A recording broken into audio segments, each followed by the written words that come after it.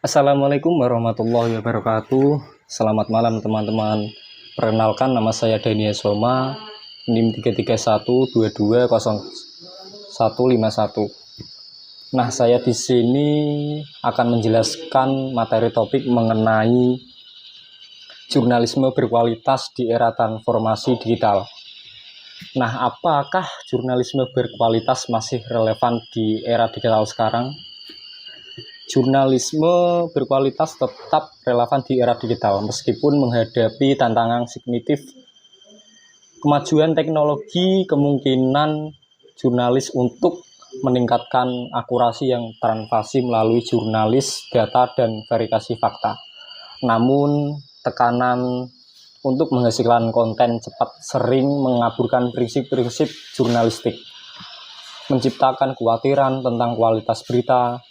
Di sisi lain, ada manfaatkan teknologi untuk jurnalis berkualitas berfungsi sebagai pilar demokrasi, menjaga kepercayaan publik dan memberikan informasi yang bermanfaat. Nah, untuk bagaimana teknologi mempengaruhi jurnalis berkualitas. Bagaimana teknologi mempengaruhi kualitas jurnalis berkualitas? Teknologi mempengaruhi kualitas jurnalis cara yang signifikan. Pertama, teknologi digital mempermudah proses penyebaran berita. Kemungkinan informasi yang disampaikan lebih cepat dan efisien kepada publik.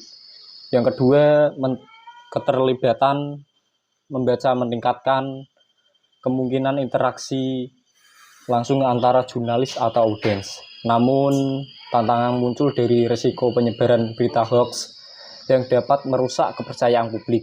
Selain itu, pengguna kecerdasan buatan dalam peliputan dapat meningkatkan efisien, tetapi juga menuntut jurnalis untuk menjaga akurasi yang kualitas yang konsisten. Oke, langsung saja ke pembahasan. Apa itu jurnalis berkualitas? Nah, di era transformasi digital ini, dunia bergerak lebih cepat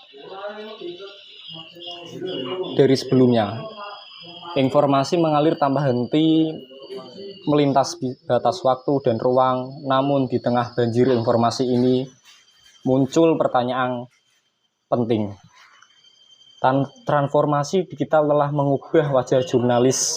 Dulu media cetak dan siaran adalah sumber utama berita.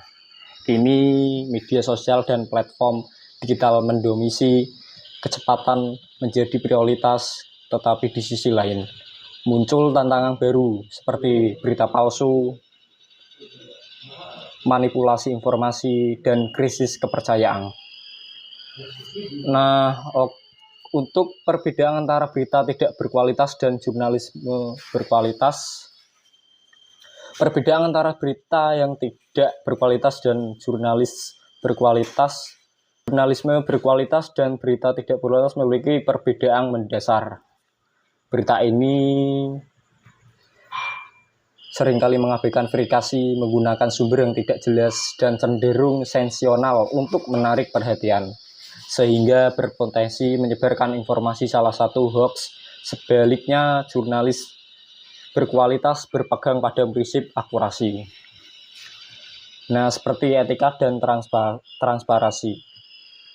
Untuk memastikan setiap informasi yang berpegang prinsip akurasi, untuk memprofesional analisis mendalam, jurnalisme berkualitas memberikan dampak positif bagi masyarakat untuk mendorong literasi dan memperkuat demokrasi. Nah, untuk analisis dampak teknologinya, teknologi digital telah merevolusi dunia media. Tidak hanya mengubah cara kita mengonsumsi informasi, tetapi juga bagaimana organisasi media beroperasi.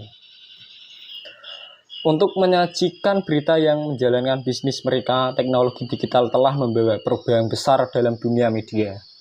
Untuk cara mengubah cara organisasi beroperasi, menyajikan berita, atau menjalankan bisnis, ruang redaksi ini mengandalkan data real time dan algoritma untuk menentukan strategi konten. Sementara bentuk berita bergeser ke format yang lebih singkat, visual, dan interaktif untuk menarik perhatian.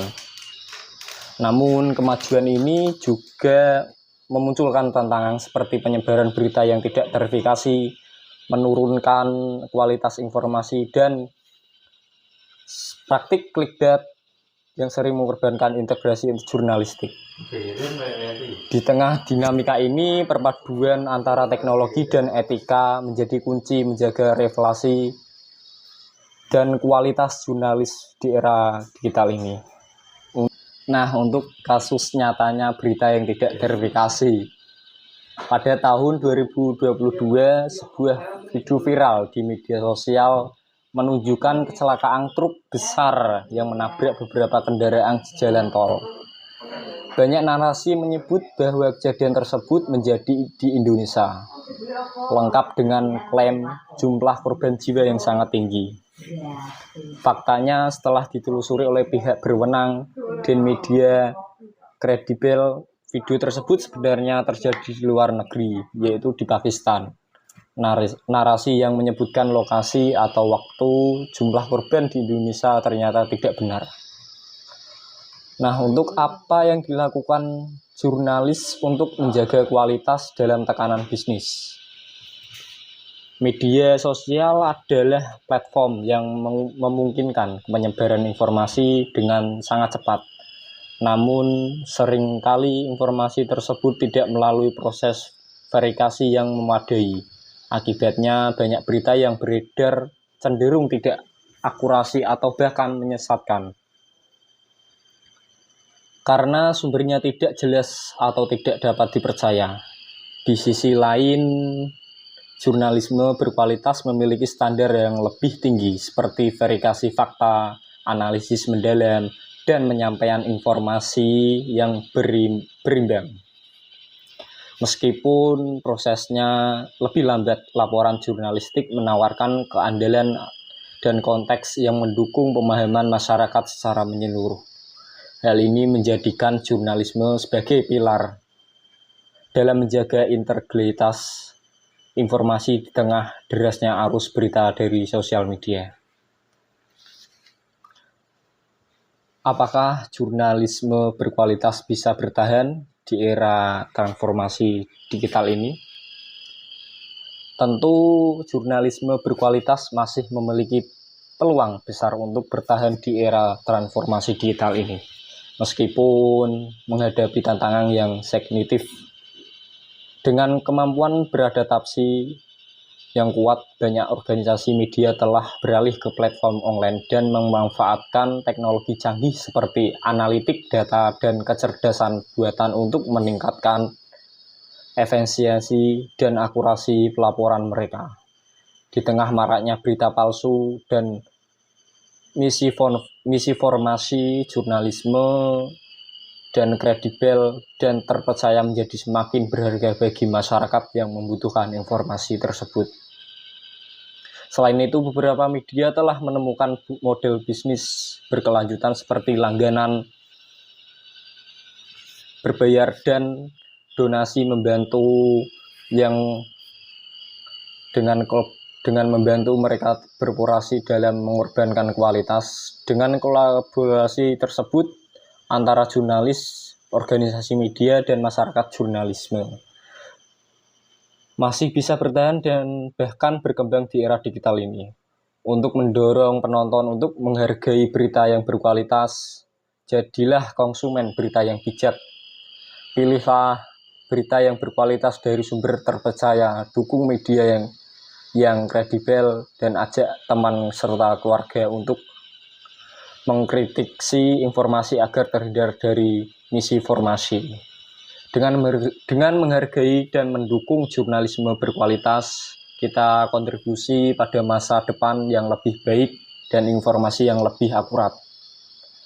Nah, sampai di sini saja untuk saya sampaikan untuk materi yang saya pahami. Sekian dan terima kasih.